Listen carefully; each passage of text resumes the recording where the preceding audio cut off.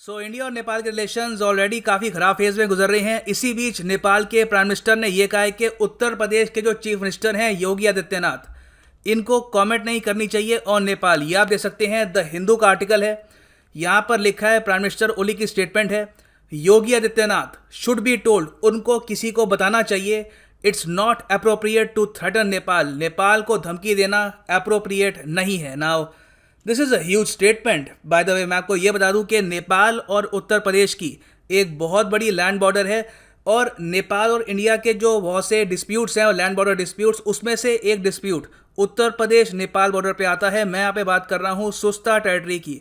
ये total 140 kilometres square kilometres की territory है जिसको नेपाल क्लेम करता है। सुस्ता टेरिटरी अभी इंडिया के अंडर है। अब क्वेश्चन आपके माइंड में होगा कि ऑल राइट, सो नेपाल के प्राइम मिनिस्टर ने क्रिटिसाइज किया है उत्तर प्रदेश के सीएम को, मगर क्यों, इसका रीजन क्या है? वेल देखो, यहाँ पे शुरुआत हुई थी जब योगी आदित्यनाथ जी ने यह कहा कि नेपाल और इंडिया दो देश हैं मगर दोनों की आत्मा सेम है, कल्चर हिस्टोरिकल लिंक्स बहुत डीप हैं और दोनों कंट्रीज को इकट्ठा रहना चाहिए।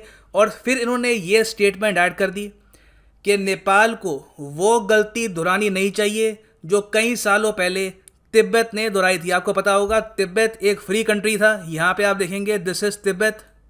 1950s में चाइना ने तिब्बत पे अटैक करके इसको एनेक्स कर लिया था और आज के समय ये जो रीजन है it is Tibetan autonomous region. उस वक्त जो तिब्बत के मेन लीडर्स थे इंक्लूडिंग द दलाई लामा, वो भागकर इंडिया आ गए थे और तब से लेकर अब तक तिब्बत की जो गवर्नमेंट इन एग्जाइल है इट इज इन इंडिया। तो ये स्टेटमेंट थी योगी आदित्यनाथ जी की।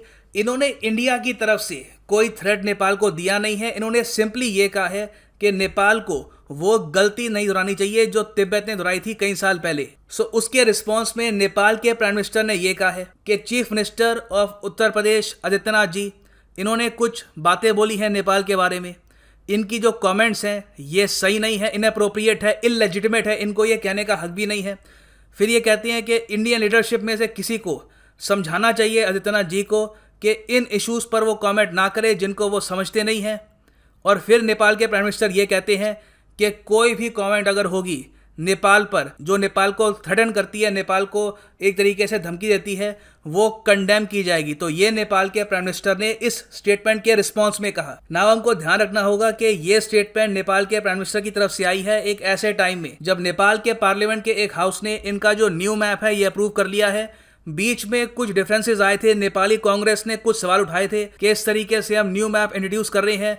बीच में न्यूज़ आ रही थी कि नेपाल के अंदर ही पॉलिटिकल पार्टी सहमत नहीं है इस बात को लेकर कि न्यू मैप इस तरीके से नेपाल को पब्लिश करना चाहिए। तो बाद में सेंस कंसेंसस डेवलप हो गया और कम्युनिस्ट पार्टी के पास मेजोरिटी थी, तो इन्होंने ये जो न्यू मैप का प्रस्ताव है नेपाली पार्लियामेंट के हाउस से अप्रूव करा लिया। और इस मैप में नेपाल एक बहुत ही बड़ी टेरिटरी क्लेम करता है इंडिया की। सो अगेन, इस मूव के बाद इंडिया नेपाल के रिलेशंस ऑब्वियसली ऑफिशियल लेवल पर, डिप्लोमेटिक लेवल पर भी काफी हद तक खराब होते हुए दिखेंगे। और मैं यहाँ पे एक और चीज ऐड करना चाहता हूँ, अगर आप में से किसी को भी शक था कि नेपाल की फॉरेन पॉलिसी में चाइना का इन्फ्लुएंस नहीं है, तो अब ये बात क्लियर हो चुकी है कि नेपाल की फॉरेन पॉलिसी में चाइना का इन्फ्लुएंस काफी हद तक बढ़ गया है। साउथ एशिया में गिने चुने देश हैं जिन्होंने ओपनली ये कहा है कि हांगकांग चाइना को बिलोंग करता है और जो भी हांगकांग में हो रहा है ये चाइना का इंटरनल मैटर है। एक तो देश है पाकिस्तान। पाकिस्तान समझ में आता है क्योंकि इन्वेस्टमेंट्स आ रही है and CPEC and all that, वो अंडरस्टैंडेबल है।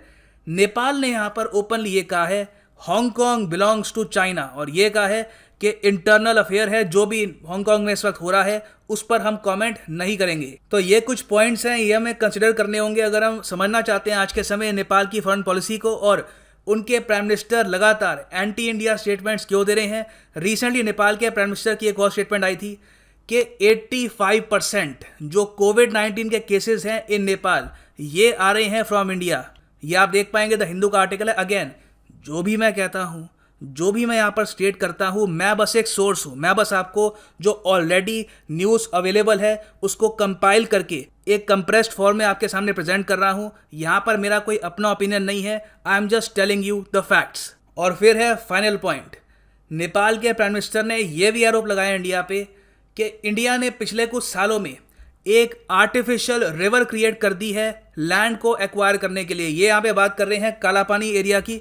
यहाँ पे आप देखेंगे ये है कालापानी रीजन, ये है यहाँ पर उत्तराखंड, ये है नेपाल, ये यहाँ पर है चाइना, ये है लीपू लेक पास। अब इंडिया यहाँ पर ये कहता है कि जो काली नदी है ये ऑफिशियली एक बाउंड्री का काम करती है between India and Nepal. Nepal कहता है कि नहीं, हम इस रिवर वाले सिस्टम को नहीं मानते, रिवर हमारे हिसाब से बाउंड्री का काम नहीं करती। अब नेपाल के प्राइम मिनिस्टर ने पहली बार ऑफिशियली ओपनली ये कह दिया है कि इंडिया ने तो ये जो नदी है यहाँ पर, ये भी आर्टिफिशियल तरीके से यहाँ पर बना दी है ताकि इनको हेल्प मिले अपने बॉर्डर डिस्प्यूट में। सो अगेन सिचुएशन मैं कहूँगा इंडिया नेपाल रिलेशंस की काफ़ी ख़राब है।